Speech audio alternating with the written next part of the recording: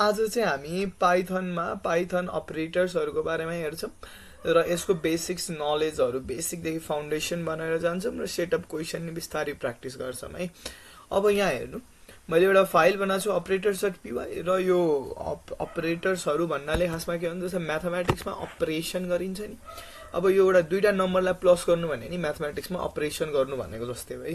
त्यसैगरी यहाँ arithmetic operators भनेर हुन्छ। अर्थमेटिक अपरेटर्स भन्नु चाहिँ प्लस माइनस मल्टिप्लाई डिभाइड म यसलाई एउटा साइडमा यहाँ राखी पनि दिन्छु र जस्तो a = 1 भो b = 2 भो हैन। अनि यसलाई के गर्ने भन्दा मैले प्रिन्ट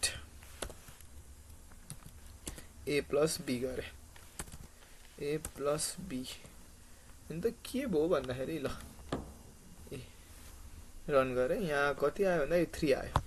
यहाँ के भयो a को कन्टेन्ट a को भेरिएबलमा 1 गएर बस्यो b को भेरिएबलमा 2 अनि इट्स लाइक a + b गएर 3 गएर बस्यो। It is so simple right.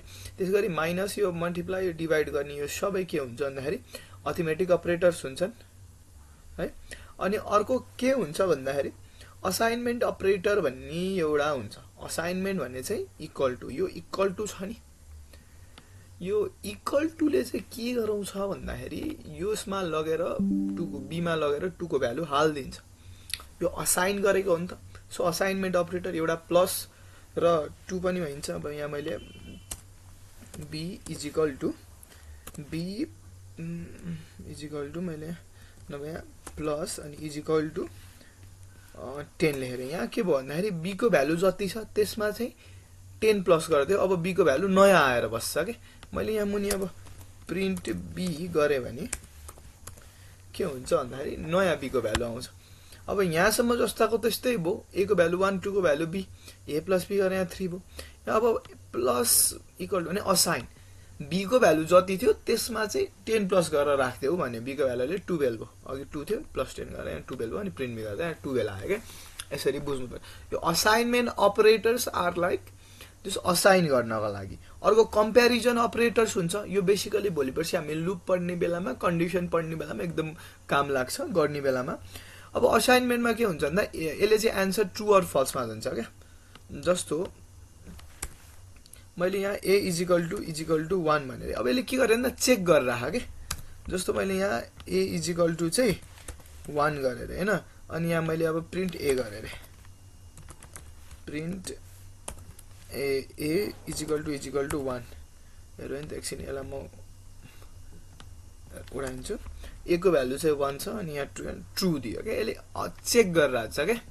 अब त्यसैगरी अरु के हुन्छ भन्दाखेरि greater than or lesser than ल यसरी ट्रु यो त थाहा छ नि lesser than or equal to 1 कि त लेसर छ ए कि त इक्वल छ। इक्वल छ नि जस्तो मैले यहाँ 0 गरेर के भयो त यो इक्वल भयो के हो फल्स भयो।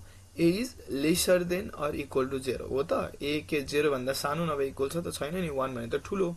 यसरी यो ट्रु या फल्स दिन्छ। यसलाई चाहिँ पछि हामी if and else condition and moreover त्यो लुपहरु गर्ने बेलामा काम लाग्छ है। हामी त्यो हेर्छौं पछि हेर्छौं। जस यो operators I hope you got the point है। अनि एउटा अर्को कुरा पनि बुझ्नुपर्छ। यो चाहिँ नट इक्वल टु भन्न खोजे।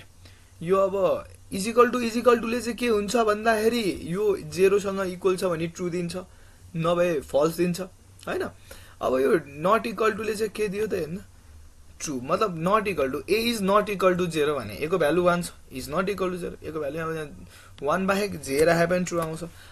I hope you got the point. It is not equal to मतलब a को भ्यालु चाहिँ 10 सँग इक्वल छैन भन्न खोज्यो अनि यहाँ ट्रु दियो है। अब यो डबल भने चाहिँ के भन्दाखेरि डबल इक्वल टु भने चाहिँ इट इज इक्वल टु मतलब यो चेक गरेको। एउटा इक्वल टु ले मात्र चाहिँ कन्फ्युज नहुनु है। एउटा इक्वल टु ले चाहिँ के हुन्छ भन्दाखेरि भ्यालु लगेर हाल्ने। दुईटा इक्वल टु ले चाहिँ के हुन्छ भन्दाखेरि चेक गर्ने भ्यालु। That's it. हेर्नु ल यहाँ गरे अब फल्स आउँछ अभियसली किनभने यो a1 छ त्यो चाहिँ इक्वल टु 10 हैन। अनि अर्को भनेको लजिकल अपरेटर्स भन्ने हुन्छ। त्यो भनेको चाहिँ डाइरेक्टली एन्ड अर नेट भन्ने हुन्छ। यो चाहिँ अब हामी पछि इफ एल्स कन्डिसन हेर्ने बेला एन्ड ड्याङ्गे हाल्छौं अर हाल्छौं नट हाल्छौं यसको बारेमा हामी कुरा गर्छौं है। ओके आजको 4 मिनेट भइसकेको छ। नेक्स्टमा चाहिँ हामी अब इनपुट फंक्सनको बारेमा अलिकति हेर्छौं अनि then after that we will carry on to the questions है. Thank you for